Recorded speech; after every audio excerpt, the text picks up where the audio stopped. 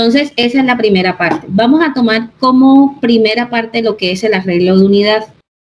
El arreglo de unidad, cuando nosotros hablamos de unidad, nos referimos a la habitación del paciente. Literalmente es eso, ¿cierto? Entonces, cuando hablamos, no, la unidad del paciente nos hacemos referencia es a la habitación en donde se encuentra hospitalizado, donde se encuentra internado el paciente. ¿Qué pasa con esa unidad? Que la unidad la necesitamos tener bajo unas condiciones específicas, ¿cierto? Y debe tener un mobiliario específico, ¿cierto? Para poder atender a ese paciente en un ambiente hospitalario.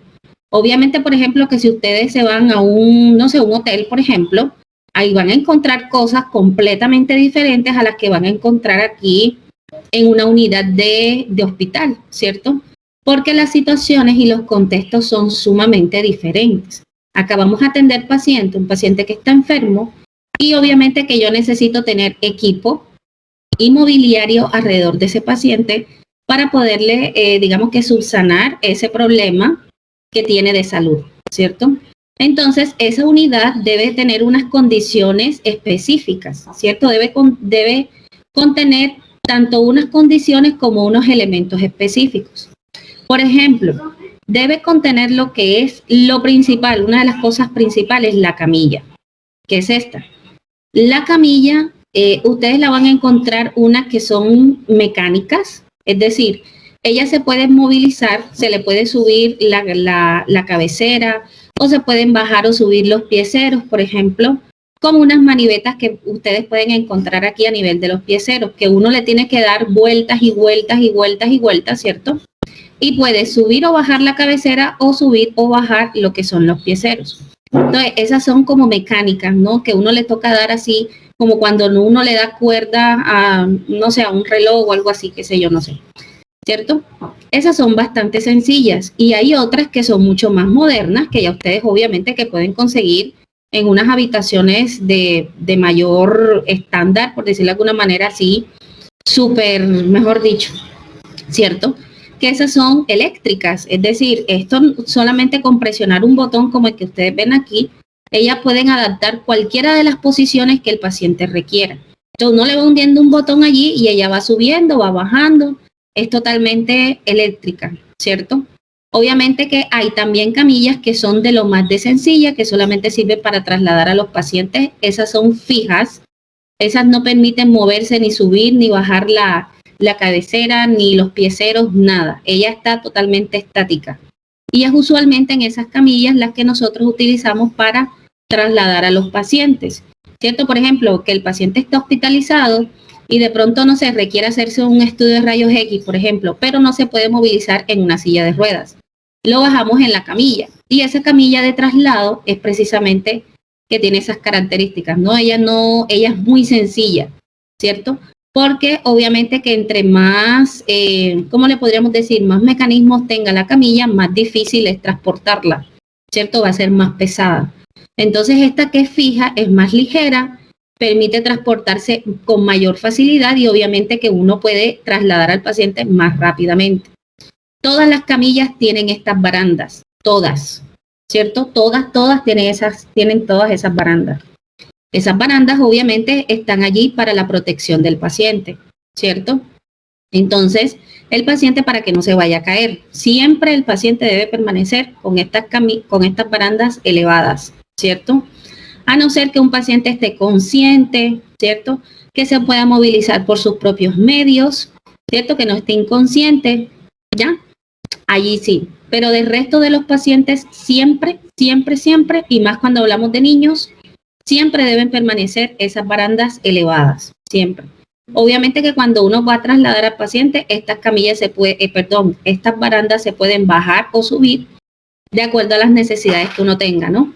Y hay camillas, por ejemplo, como estas, que tienen 4 barandas, es decir, que solamente puedo subir estas 2 de la cabecera, y estas 2 de los pieceros las puedo permanecer abajo. Y hay otras camillas que tienen todas las barandas de un solo, ¿cómo podemos decir? De un solo trayecto. Es decir, que si yo bajo todo este lado, o sea, lo cubre de un solo lado, pero de un solo cuerpo, ¿cierto? No está partida aquí en 2, sino que es toda una baranda completa, ¿cierto? Y se baja o se sube toda completa. ¿cierto? Otra parte que encontramos, muchachos, es esto, que es el biombo, el atril, es esta parte. El atril es en donde nosotros colocamos las soluciones endovenosas. Entonces, este atril es el que nos sirve para poder soportar las soluciones endovenosas que se le van a estar pasando al paciente. Cuando hablamos de soluciones endovenosas, hablamos de todas aquellas soluciones que se pasan por la vena, ¿cierto? Entonces, este atril puede ser así individual, es decir, independiente, así como el que ven aquí, que uno lo puede trasladar para todos lados. Ellos tienen unas rueditas abajo precisamente para poder ayudar al paciente a movilizarse con la solución para todos lados, ¿cierto? Y tienen digamos que esta apertura, ¿cierto? Que permite subir o bajar un poco más la altura del atril, ¿cierto? Y hay algunas camillas, sobre todo de estas, que las tienen adheridas allí, es decir, viene incluido el atril en la camilla, pero ese es fijo a la camilla, ese no se puede sacar, ¿cierto? Porque no tiene esta base, es decir, yo puedo sacar el atril de aquí, pero no tengo ningún soporte como el que tiene este, ¿cierto? Entonces simplemente digamos que es un atril así como partido aquí a la mitad, por decirlo de alguna manera, que viene adosado aquí a la camilla, ¿cierto? Tenemos también otro tipo de inmobiliario que es un poco más general, que sirve para poder ayudar al paciente en su día a día dentro de la institución, ¿cierto?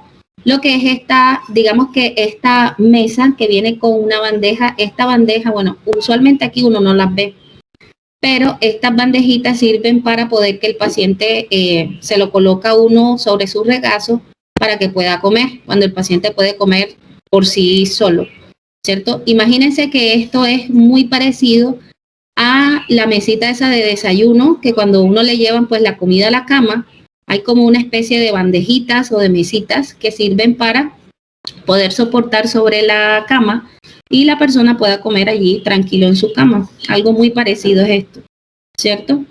Siendo que esta particularmente viene adosada como a un escritorio mobiliario general donde el paciente puede colocar artículos personales, que el celular, que el cargador, que cosas así, ¿no? Que podríamos decir que es algo muy similar a una mesita de noche, ¿cierto? Pero esta viene con ese soporte para la comida.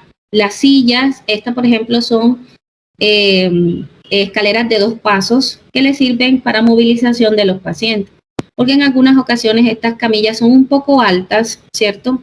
Y si digamos que el paciente tiene dificultad para poder levantarse, ¿cierto? O de pronto tenga alguna alteración para la movilidad, pues uno le puede movilizar, se puede movilizar por sí solo con la ayuda de esas escaleras de 2 pasos. Encontramos también, muchachos, por ejemplo, estas son lámparas cuello de cisne. Estas lámparas cuello de cisne sirven muchísimo sobre todo para poder hacer procedimientos, digamos que localizados, ¿cierto? Este es un apoyo muy, muy importante, por ejemplo, cuando el paciente lo van a suturar, que la persona o el médico que va a suturar necesita un aporte de luz importante, pues buscamos esta lamparita, que es como una mesita, como una lámpara auxiliar, ¿no? Sirve para poder iluminar todo lo que nosotros necesitemos. Entonces, si le estamos colocando una sonda a un paciente, necesitamos luz, pero cuando hablamos de luz localizada, es decir, que esté sobre un punto en específico del cuerpo del paciente. Entonces, por ejemplo, para las suturas, para la colocación de sondas, cosas por el estilo, ¿no? Donde necesitamos focalizar la luz de alguna manera. ¿Qué pasa? Que esta lamparita se le dice cuello de cisne porque este cuello que ustedes ven aquí viene como ¿cómo es que le dicen a eso? Entorchado. Es decir, que viene como ¿cómo le podríamos decir? Como un resorte, viene resortado. ¿Cómo sería la palabra, muchachos? Ayúdenme, por favor. Ensortado, encarchado, no sé cómo sería la palabra. Viene así como estilo de resorte, ¿no? ¿Cómo sería la palabra? Dios mío bendito, qué bobada. Bueno, en fin. Viene de ese forma como los anillos. Sí, como en anillos, exacto. ¿Cómo sería la palabra entonces? Bueno, anillado no sé si se podría decir. Lo que pasa es que ella es flexible. Es como si, por ejemplo, si ustedes cogieran esta lamparita aquí del cuello, ella se permite deformar. Es decir, ella se acomoda como ustedes la pongan, ¿ya? Entonces, por ejemplo, ella puede quedar así, pero yo la puedo doblar. Ya la puedo echar más para adelante, la puedo echar más para atrás, para el lado, para el otro lado. Es decir, ella permite tener un rango bastante amplio de poder focalizar esa luz, ¿cierto? Pero ¿qué pasa? Que usualmente esa luz que uno le coloca ahí genera mucho calor. Así que cuando vayan a manipular esto, no la cojan de aquí. Digamos que del protector del bombillo como tal que tienen, no la cojan porque esto da calor tremendo y se pueden hasta quemar. Entonces, cuando ustedes vayan a manipular esta lámpara cuello de cisne, tienen que cogerla siempre por el cuello, no por aquí, de la cabeza, como quien dice por ahí. No la cojan de ahí, cojanla del cuello. Tenemos, por ejemplo, otros mobiliarios, por ejemplo, lo que son como estas mesitas de noche, ¿cierto? Que básicamente son como unas mesitas de noche, son auxiliares. Estas usualmente ustedes las encuentran al lado y lado de la camilla del paciente, porque básicamente eso es como la que uno encuentra las mesitas de noche en su casa, ¿no? Que están al lado y lado de la cama. Encontramos otro mobiliario que es, por ejemplo, que es el biombo. Así se llama, biombo. Es un biombo que es, por ejemplo, cuando la habitación del paciente es compartida y necesitamos darle privacidad al paciente, ya sea porque se le va a hacer un procedimiento invasivo que de pronto requiera que se desnude o algo así, ¿cierto? Entonces, esto permite separar, darle privacidad al paciente a pesar de que la habitación sea compartida. Entonces, hay biombos, por ejemplo, como que son de tres alas, y hay unos que son de 2, que son más pequeños, pero usualmente vienen así, de 3, ¿cierto? Aparte, encontramos esto que está abajo que se llaman riñoneras. Vayan apuntando, por favor, que aquí no están los nombres. Esto se llama riñoneras. Estas riñoneras nos sirven a nosotros para múltiples propósitos. Es decir, este es como, ¿qué les puedo decir yo? Esta riñonera es como como la canequita o como ese recipiente que uno tiene en la cocina de la casa que sirve para todo. Que me sirve para echar la carne, para marinarla, que me sirve para picar la verdura y la echo ahí. Me sirve también para echar la basura, que para recoger los desperdicios, en fin. Me sirve para múltiples propósitos. Esta riñonera también sirve para lo mismo en el ambiente clínico, o sea, uno lo puede coger para todo. Aquí uno puede transportar material, es decir, si yo voy a inyectar al paciente, si de pronto no tengo una bandeja a la mano, ¿cierto? No tengo una bandejita, yo puedo utilizar una riñonera esta que esté limpia y ahí coloco las gasas, la jeringa, el medicamento, pues todo lo que vaya a necesitar lo puedo transportar aquí. Por ejemplo, si el paciente me dice, no, voy a vomitar, lo primero que encuentra uno ahí usualmente es esto, la riñonera. Y ustedes van a ver que se le dice riñonera es porque tiene forma de riñón, tiene como una curvatura aquí, ¿cierto? Mientras que la otra parte es como más amplia. Y esta curvatura usualmente viene adherida para que se la coloque aquí, justo debajo del mentón. Si el paciente necesita escupir, si de pronto el paciente dice, no, es que quiero escupir, quiero vomitar alguna cosa, uno le coloca las riñoneras aquí. Y el paciente puede depositar todas las secreciones ahí y posteriormente uno va al baño, al sanitario y deposita eso ahí, bota todas esas secreciones ahí en el sanitario. Estas riñoneras vienen de varios tamaños. Hay unas que son bien grandotas y hay otras que son un poquito más pequeñas, así como lo ven en la imagen, que son un poquito más estándar, pero siguen siendo bastante grandes, ¿cierto? Profe, ¿no son, ellas son desechables o hay que esterilizarlas luego? Ellas usualmente vienen hechas de este material como, normalmente el material es de acero inoxidable, que parecen como los vasos esos de aluminio que uno tiene en su casa. Es muy parecido a ese material. Creo que no son de acero inoxidable porque el acero pesa bastante y ellas usualmente pesan un poquito, pero no tanto como el acero. Yo creo que ellas están hechas como de una aleación entre aluminio y algo más, ¿ya? Y son así brillanticas, aunque ustedes la pueden ver que también son de plástico, pero usualmente en los ambientes hospitalarios las de plástico no se usan porque obviamente que, bueno, al menos en servicios críticos, ¿no? Se necesitan esterilizar. Y usualmente la esterilización En ambientes así se hace con calor húmedo. Recuerden que cuando vimos allá el otro módulo, les hablaba de una esterilización que es con calor seco y con calor húmedo en el autoclave. Entonces, este material usualmente se envía al autoclave, pero con calor húmedo. Entonces, si yo meto uno de plástico ahí, se quema. O sea, se derrite. Entonces, están hechas como más que todo de este material, como de aluminio, brillanticos, o simplemente uno las desinfecta con las sustancias químicas de las cuales estuvimos hablando en su momento en el otro módulo que vimos antes, ¿no? Entonces, las que son de plástico usualmente se envían, por ejemplo, cuando el paciente está en casa, que está hospitalizado en su casa, que tiene atención domiciliaria en su casa y ya uno sabe que esa riñonera nada más la usa él. Pero usualmente las riñoneras que están a nivel clínico se tienen que rotar entre varios pacientes. Obviamente que uno le tiene que hacer esa desinfección antes, ¿cierto? Para podérsela colocar al paciente. Pero es algo que se comparte. Entonces, por eso se tiene este material. Es más fácil para desinfectarlo después. Y tenemos estos, que bueno, esta es una imagen, pero hay otras también que son los más parecidos, que, permítame un momento, es el famoso pato y el pisingo. En este caso, por ejemplo, cuando tanto hombres como mujeres, cuando necesitan, no sé, orinar o necesitan defecar, usualmente uno les deja esto que es el famoso pato, así se llama, este es el pato, que es amplio. Imagínense como si fuese esto una vasenilla grandísima. Esto se le coloca en los glúteos, debajo de los glúteos del paciente. El paciente se sienta estando en la cama, ¿cierto? Estando en cama todavía, uno le coloca el pato aquí abajo de los glúteos y la persona orina o defeca, ¿cierto? Y después esto uno se lo retira al paciente.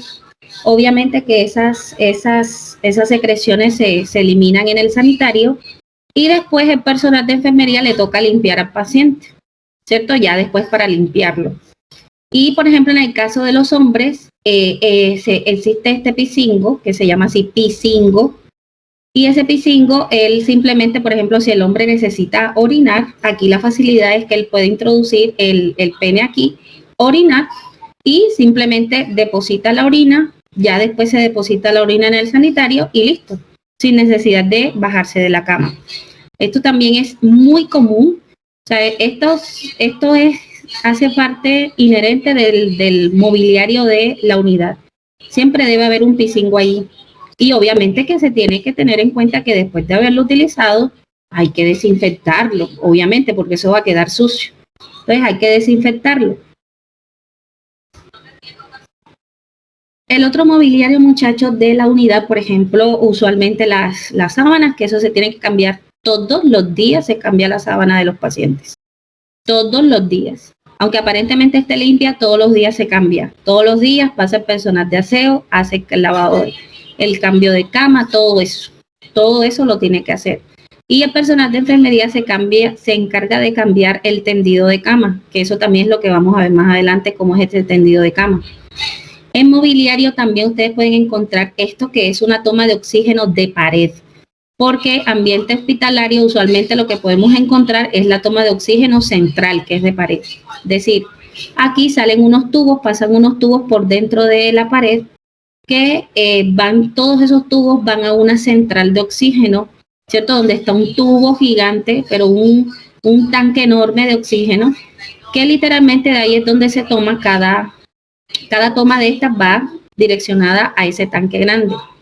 Entonces, hay una toma de pared. En esta toma de pared, aquí vamos a encontrar el flujómetro, que es esto que está acá arriba, que nos dice la velocidad en la cual está saliendo el oxígeno de aquí, de esta toma.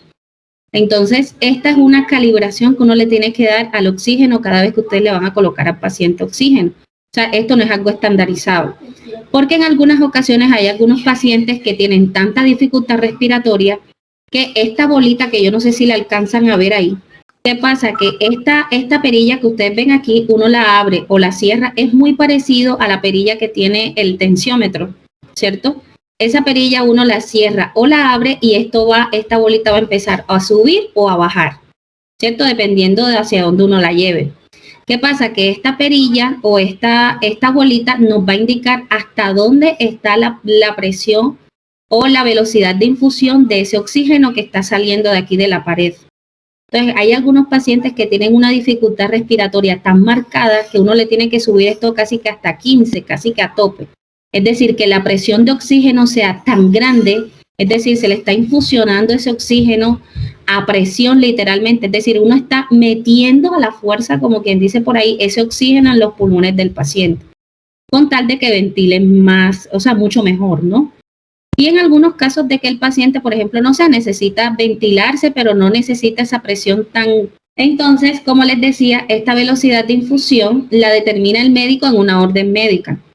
Entonces, ahí ustedes más adelante van a ver que el oxígeno se puede administrar por mascarilla, por cánula, por Venturi, pues todos los mecanismos que nosotros utilizamos para poder aplicar oxígeno al paciente, ¿cierto? Y todas estas tomas, todas muchachos, todas estas tomas requieren de este adaptador. Este adaptador es el dolor de cabeza, es el dolor de cabeza de estas tomas, porque estas tomas no funcionan sin este adaptador. ¿Ya? Este adaptador lo tiene que tomar uno y queda con una parte cónica y ahí es donde uno va a colocar el extremo, por ejemplo, de la cánula nasal, que ustedes van a ver que al final de la cánula nasal son esas cánulas que uno utiliza que, como ustedes ven en las películas, que le meten como 2 tubitos en la nariz al paciente, ¿cierto? Y esos tiene un tubo largo, ¿cierto? Y ese tubo uno lo tiene que conectar aquí, ¿cierto? Pero ¿qué pasa? Que el final del tubo es delgadito y esto tiene al final es una rosca, o sea, la propia toma de aquí de la toma de oxígeno tienes una rosca al final, o sea, uno nunca puede colocar directo la cánula nasal del paciente aquí a la toma de oxígeno porque no puede, o sea, no se puede.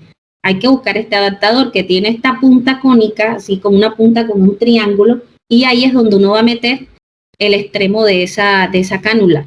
Y ahí sí el paciente se puede ventilar. ¿Qué es lo que pasa? Que cuando ustedes van a hacerle soporte ventilatorio al paciente tienen que buscar esto. Y a veces es complicado, ¿no? A veces esto se pierde, hay que buscar, eso mejor dicho. Entonces, lo ideal sería que cada toma tuviera ya esto ya ahí, ¿cierto? Pero bueno, a veces eso se extravía, se pierde, pues en fin. Y encontramos otro tipo de mobiliarios, por ejemplo, estas que pueden ser, no sé, nos ayudan, que esas son como unas palanganas, que nos pueden ayudar, por ejemplo, cuando el paciente necesita bañarse en la cama, que uno le hace baño en cama al paciente, que esto también es de lo que me va a hablar el grupo más adelante, de baño en cama. Ya vamos a decir cómo es, cómo se realiza, bueno, eso lo dice el grupo. Entonces, esas palanganas nos sirven, por ejemplo, para ese tipo de procedimientos. Y estas campanitas que, pues, o sea, uno acá normalmente no las ve, pero en algunas instituciones esta campanilla, en vez de ser como estas campanillas que uno ve en los hoteles, tienen es un botón de alerta o de alarma, que ese botoncito lo encuentran justo como en la cabecera del paciente o cerquita de la camilla, ¿no? Y esa es la que le alerta al personal, por ejemplo, cuando el paciente se siente mal, o de pronto es el familiar que está al lado del paciente y algo le pasa, entonces tienen que, en vez de que salir gritando, enfermera, médico, no sé qué, hunde ese botón y ya enseguida, inmediatamente se empieza a desplegar la atención al paciente, porque esta da una alarma directo allá a la, ¿cómo es que le dicen a eso? Al stand de enfermería, ¿cierto? Y allí aparece como unos monitores en donde dice, bueno, aquí si se alumbra es que el paciente requiere asistencia, ¿cierto? ¿Qué pasa? Que las unidades de los pacientes requieren unas condiciones específicas. De ventilación, por ejemplo, todas esas habitaciones tienen que tener ventilación, todas. Siempre debe tener unas buenas ventanas. Obviamente que esas ventanas necesitan tener protección con unas caretas, porque los pacientes, así como vimos en el módulo de admisión de medicamentos, de admisión de pacientes, perdón, se pueden fugar, se vuelan, se escapan, ¿cierto? Entonces, para evitar ese tipo de fugas, pues se tienen caretas y también de protección, ¿no? Porque recuerden que de pronto hay algunos pacientes que tienen, no sé, algunas afecciones a nivel cognitivo o mental que les pueden hacer pensar que de pronto que si se tiran por la ventana van a salir volando, un ejemplo, ¿cierto? Entonces, obviamente que para la protección de esos pacientes y no se lastimen, hay que colocarle seguridad a esas ventanas, pero siempre debe haber ventanas en las habitaciones de los pacientes, porque necesitan ventilarse. La iluminación también tiene que ser de una muy buena calidad, precisamente porque el paciente necesita ser atendido allí, ¿cierto? Y en algunas ocasiones se le hacen procedimientos directo en la habitación. Necesitamos una buena iluminación. Y la temperatura. La temperatura en lo máximo posible tiene que ser fría o tener una temperatura que vaya en dirección hacia el frío y no hacia el calor. Porque recuerden que cuando vimos el módulo de control de infecciones, les había comentado que las bacterias y sobre todo las bacterias, ¿no? Y muchos microorganismos, como por ejemplo las esporas, los hongos, crecen en ambientes húmedos y calientes, ¿cierto? Entonces, esto no es beneficioso porque si de pronto el paciente tiene alguna infección de tipo bacteriano, ¿cierto? Se puede cultivar mucho mejor y mucho más rápido en un ambiente como este que es caliente. Ustedes van a ver que las unidades, bueno, en la gran mayoría de las ocasiones, las unidades de los pacientes tienden a tener aire acondicionado, ¿cierto? O son habitaciones que son muy ventiladas, es decir, son muy frescas. No deben estar calientes, no se deben sentir totalmente calientes, primero porque el paciente no va a soportar estar hospitalizado todo el día en una habitación caliente, primero. Y segundo, para evitar eso, ¿no? Para un control de infecciones, para que no se proliferen esa serie de microorganismos. Con el ruido también son importantes. De hecho, ustedes van a ver que incluso existe una señal de tránsito específica para que cuando las personas transiten al lado de hospitales y cosas así, ellos no toquen el claxon, ¿cierto? La bocina, para poder evitar que el paciente pues se despierte, se altere con el ruido, ¿cierto? Pero por ejemplo aquí en la ciudad, que los hospitales se encuentran cerca de las avenidas principales, uno casi siempre va a escuchar el ruido del tránsito y aquí la gente no respeta mucho eso. Ya eso, por ejemplo, ustedes se podrán dar cuenta, no sé, por ejemplo en el hospital el universitario. En el universitario ustedes saben que esa vía que está ahí justo ahí abajito, eso es una de las vías que esa esquina, Dios mío, ese semáforo es muy raro los días en los que no haya escándalos ahí, ni haya mucho ruido, ¿no? Entonces, usualmente ese tipo de conductas no se deben porque si estamos cerca de los hospitales, el tránsito tiene que bajar el ruido, ¿no? No se puede tocar la bocina y esas cosas. ¿Qué pasa? Que entonces teniendo en cuenta todo este mobiliario que ustedes ven aquí del paciente en la unidad, todos los días se tiene que hacer una desinfección de la unidad del paciente. Todos los días sin excepción, muchachos. Entonces, con respecto al aseo de la unidad, tenemos dos tipos de aseo mayoritariamente. El aseo diario, que es, por ejemplo, el aseo que está compuesto por dos tiempos, por decirlo de alguna manera. Uno que hace el personal de enfermería cambiando los tendidos de cama, porque todos los días, como les decía, todos los días se tienen que cambiar las sábanas de los pacientes, todos los días. Si aparentemente está limpia alguna cosa, no importa, se tiene que quitar y se tiene que poner uno nuevo. Y de eso se encarga el personal de enfermería, ¿cierto? Entonces, el personal de enfermería apenas recibe el turno, enseguida una de las primeras cosas que hay que hacer es cambiar todos los tendidos de cama de todo el servicio. Entonces, ahí enseguida se hace una desinfección de la camilla, de todas estas zonas, que ese es el video que les dejé allá en Classroom para que lo miren, por favor, que es el aseo diario de la unidad, ¿cierto? Y ese aseo diario de la unidad también viene acompañado del aseo que hace el personal de servicios generales, que llega a limpiar los pisos, a limpiar el baño, cosas así, ¿no? Entonces, todos los días se hace ese aseo. Ustedes van a ver todos los días al personal de limpieza generales del hospital limpiando por todos lados de todas las habitaciones de los pacientes. Y al personal de enfermería haciendo la limpieza de la camilla más que todo y los cambios de tendido, ¿cierto? Entonces se hace todo esto. ¿Por qué se hace esto? Porque, como les digo, estamos en un ambiente que es hospitalario, aquí hay muchísimos microorganismos patógenos en gran caso, en la gran mayoría, que pueden hacer que si esos patógenos empiezan a proliferar, vaya a haber como resultado una infección cruzada. Le había comentado antes, muchachos, que por ejemplo cuando los pacientes van y se hospitalizan, ¿cierto? Ellos pueden entrar por una patología, pero dentro del ambiente hospitalario, porque como estamos en un ambiente contaminado, pueden infectarse con alguna otra bacteria o virus del que sea, ¿cierto? A eso se le llaman infecciones nosocomiales y eso no debería presentarse, ¿cierto? No se espera que un paciente por hospitalizarse, no sé, porque tiene una fractura en el brazo, termine con una neumonía, un ejemplo. Entonces, esas cosas no se deben presentar. Y para evitar esas infecciones cruzadas, precisamente se tiene esta condición de siempre todos los días hacerle aseo a las habitaciones de los pacientes para minimizar ese riesgo, ¿cierto? Para evitar la proliferación de microorganismos. Entonces, como les decía, allá en ese videíto pueden ver cómo se realiza ese aseo diario de la unidad del paciente. Y existe otro aseo que es el aseo terminal de la unidad. ¿Qué quiere decir el aseo terminal? Que el paciente ya se fue, ¿cierto? No es como el aseo diario que el paciente está allí y toca hacer el aseo con el paciente allí, ¿cierto? Obviamente que ese aseo es un poquito más, no que sea superficial, porque no es superficial. Digamos que conlleva menos pasos, ¿cierto?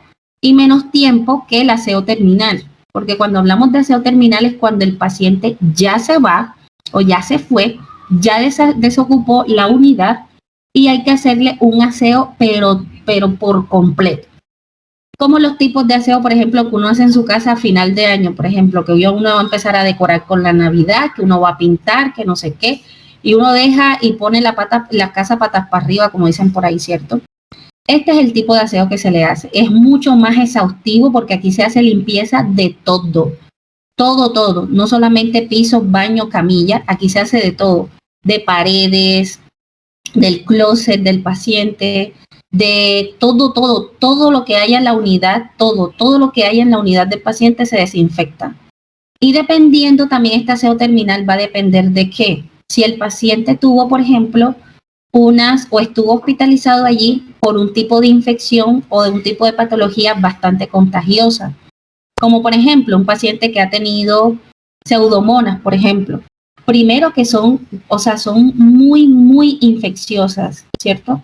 Y son altamente contagiosas y huelen, o sea, el olor de pseudomonas es muy característico. Entonces, hay que aislar a ese paciente porque ese olor que permanece con el paciente va a interrumpir, o sea, va a alterar a los demás, a los demás pacientes del piso. Y usualmente esos pacientes uno los tiene que echar como por allá atrás en el servicio donde va a estar bien alejado de todo el mundo porque toca hacerlo así. Entonces, para evitar que las demás personas se contagien y uno con ese olor definitivamente, no les digo. A veces uno les toca echar café en la mascarilla para tratar de disimular un poco el olor y aún así ni siquiera se pasa. ¿Qué pasa? Que cuando el paciente queda internado ahí por una semana, un mes y pico, obviamente que todo el ambiente en el que está el paciente sumergido, es decir, toda la unidad, después de que el paciente no se le dan resolución a eso, se traslada para otro lado, se muere, qué sé yo, no sé. Ya el paciente no está ahí, hay que hacerle un aseo terminal, pero mejor dicho de eso que básicamente hay que dejar la unidad en cuarentena.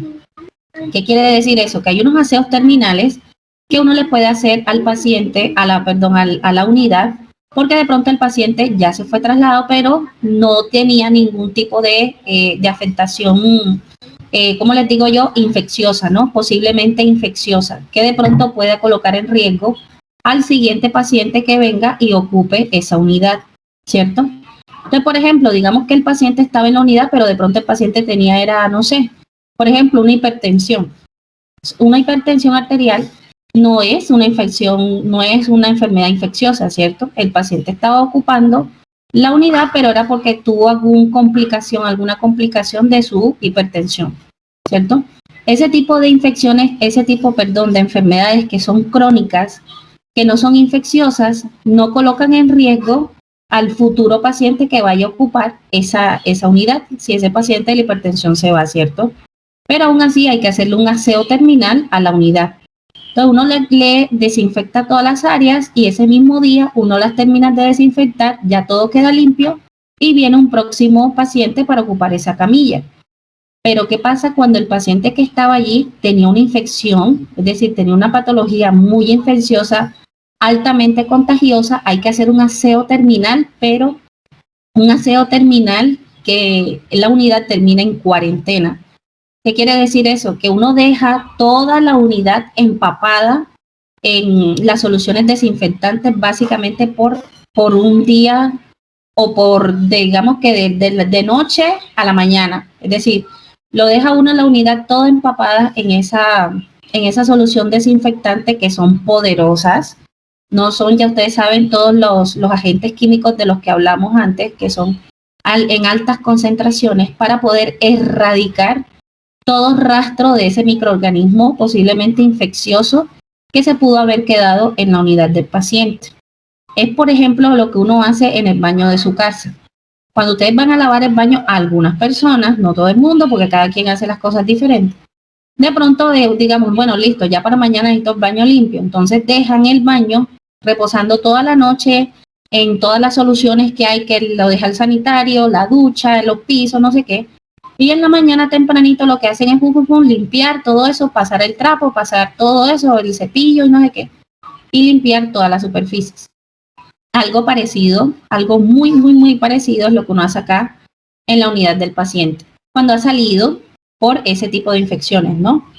Entonces se le deja en cuarentena y luego de que pase la cuarentena, ya ahí sí, el paciente, otro nuevo, puede ingresar a la unidad sin el riesgo de que uno piense de que el paciente se va a terminar infectando de lo mismo que tenía el paciente que salió.